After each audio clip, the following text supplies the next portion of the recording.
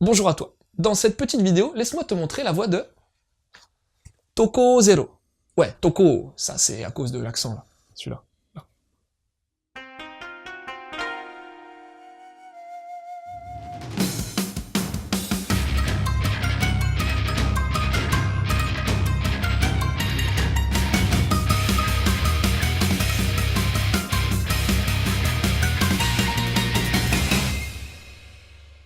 Alors, je te mets au parfum. Il va y avoir deux persos importants dans l'histoire. Je commence par qui? Honneur aux dames. T'as déjà Ibuki Ryoko, une petite fliquette sans prétention qui a pour ainsi dire un don. Elle peut voir les fantômes. Et depuis quelque temps, il y en a de plus en plus dans les rues de Machida, une préfecture de Tokyo. Quoi? Ah ouais, tu perds pas le nord toi.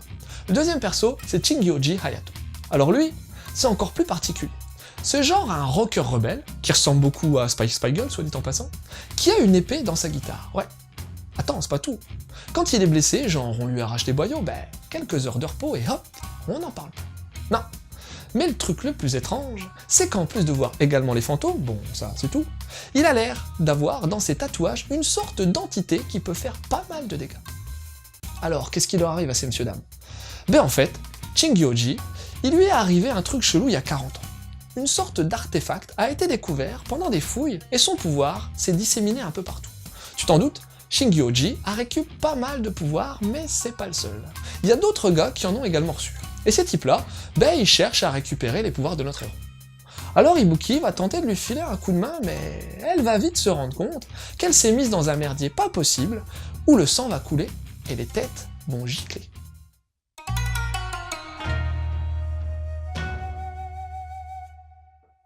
Je suis vraiment mitigé concernant la qualité du dessin. Je m'explique. J'ai vraiment aimé le style de dessin, assez rock dans l'âme, jouant fortement sur le contraste noir et blanc, notamment dans les pliures et les reflets. Le trait est fin et les décors fournis, quoiqu'un poil trop anguleux à mon goût. Mention spéciale aux monstres vraiment bien foutus, ainsi qu'à l'aspect gore qui ajoute de la densité sans forcément faire too much. Alors pourquoi est-ce que je suis mitigé, tu vas me dire? Les tronches, ouais. Les tronches de perso sont vachement inégales. J'en trouve pas mal peu réussi et jurant énormément avec le reste du manga. Niveau réalisation, on a pas mal de variétés dans les plans et dans le découpage. C'est propre et bien construit, mais ça manque tout de même de prise de risque, surtout au niveau des compositions dans les cases. La jaquette est identique à son homologue japonaise, et joue bien sur le contraste noir et blanc, rendant le titre sobre et classe.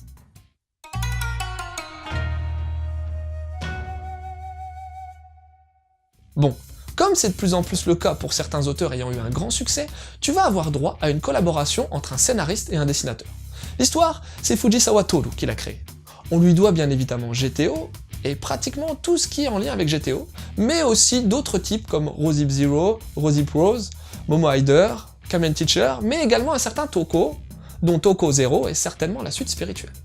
Pour le dessin, c'est Asada Yukai, le créateur du manga Woodstock sur le rock. Alors, ça donne quoi ce Toko Zero? Ce manga est assez divertissant. Le rythme est assez soutenu sans aller trop vite comme c'est parfois le cas. Les personnages sont bien définis et t'as juste ce qu'il faut de mystère pour développer l'histoire comme il se doit. Le duo formé par Shingyoji et Ibuki fonctionne bien, avec leur mentalité opposée mais complémentaire. Le groupe d'ennemis n'est pas assez développé pour le moment mais a du potentiel, avec leurs pouvoirs singuliers comme manipuler des marionnettes ou avoir une tête de cerbère dans le bras.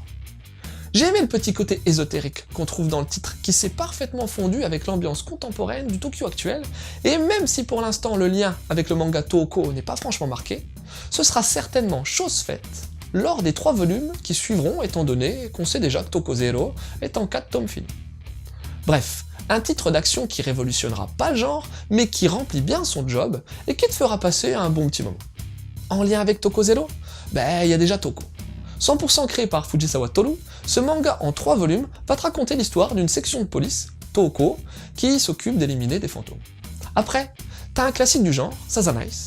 Avec ce manga, tu vas également avoir une histoire ésotérique se déroulant en pleine ville avec, là aussi, un duo homme-femme ressemblant pas mal à celui de Toko Zero. Et puis, un titre sorti il y a peu, Imu, Great Priest Imhotep, où là encore, un mec et une nana vont devoir lutter contre des monstres débarquant en ville, et ce, sur fond d'égyptologie. Voilà, c'était Loud, j'espère que cette petite chronique t'aura donné envie de lire Toko Zero. Je te laisse et continue de suivre la voie du manga.